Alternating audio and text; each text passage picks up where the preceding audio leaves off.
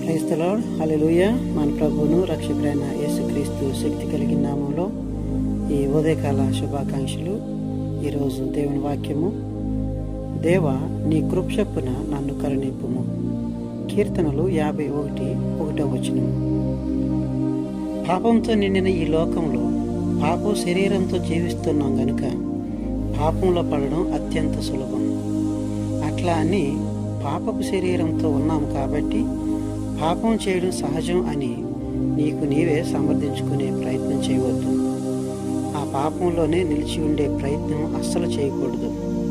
హృదయానుసారుడైన దావీదే పాపం చేస్తే నేనెంత అని ఆ పాపాన్ని ఆదర్శంగా తీసుకునే ప్రయత్నం చేయొద్దు. దాని ఫలితం ఎంతో భయంకరం.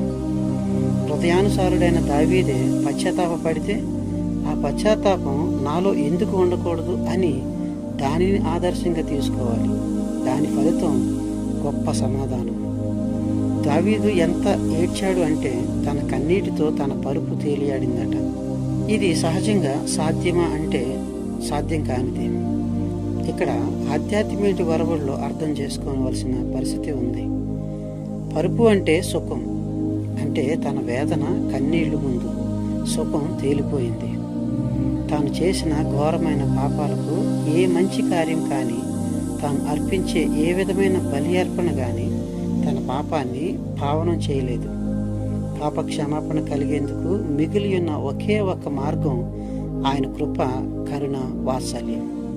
ఇక ఏది ఆయన పాపాన్ని పరిహరించలేదు. అందుకే ఆయన కృపకై దావీదు అర్థిస్తూ ఉన్నాడు, రోదిస్తూ ఉన్నాడు, కన్నీటి రోదన చేస్తూ ఉన్నాడు. ఏ పాపం నిన్ను తరుగుతుందో, ఏ పాపం నిన్ను వెంటాడుతుందో, ఏ పాపం నిన్ను బంధించి ఉందో, అది ఎంతటి ఘోర పాపమైనా, ఎవరితో చెప్పుకోలేనిదైనా ఆయన పాదాల చెంత చేరితే, ఆయన కృపకై మనం అర్థిస్తే దేవుడు ఖచ్చితంగా మన యొక్క పాపాల నుంచి విడుదల కలిగించగలుగుతాడు. లూకాసు వార్త 18:13 ప్రకారం సుంకరి ఈ విధంగా ప్రార్థన చేస్తూ ఉన్నాడు, దేవా పాపిని నన్ను కరుణించు అని. ఈ చిన్న ప్రార్థన అతిక్రమలను తుడిచివేయగలిగింది. నీవు కోల్పోయిన సమాధానాన్ని తిరిగి నీ జీవితంలో ప్రతిష్ఠించగలిగింది. విరిగి నలిగిన మనసుతో ప్రార్థన చేస్తే గొప్ప కార్యాలు దేవుడు దయచేస్తూ ఉంటాడు. కాబట్టి ప్రియమిత్రులారా, మన యొక్క పాపం ఎలాంటిదైనప్పటికీ దేవుని చెంతకు వచ్చి దేవుని సన్నిధానంలో రోధించి ప్రార్థన చేస్తే ఆ ప్రార్థనకు జవాబుగా పాప క్షమాపణ, సమాధానం దేవుడు దయచేస్తూ ఉంటాడు. అట్టి కృప దేవుడు మనందరికీ దయచేయను గాక. ఆమేన్.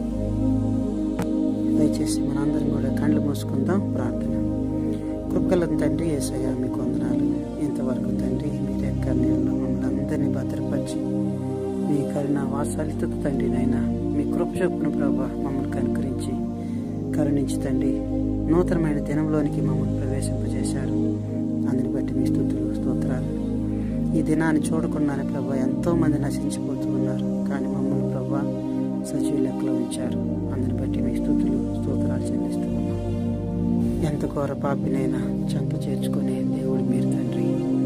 మా జీవితాల్లో జరుగుతున్న ప్రతి విధమైన శోధన, బాధల నుంచి విడుదల కలిగించి తండ్రి మీ యొక్క శక్తి చేత, మీ బలం చేత ప్రభా మమ్మల్ని వాడుకోనమని మిమ్మల్ని వేడుకుంటున్నాం. ఈ దిన దీవులతో మమ్మల్ని దీవించి ఆదరించి నడిపించండి.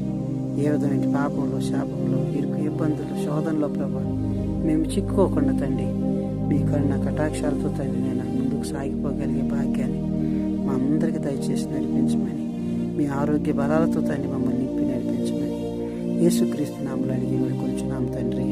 ఆమేన్. ప్రభు మనందరినీ బాగా దీవించును గాక. May God bless you all.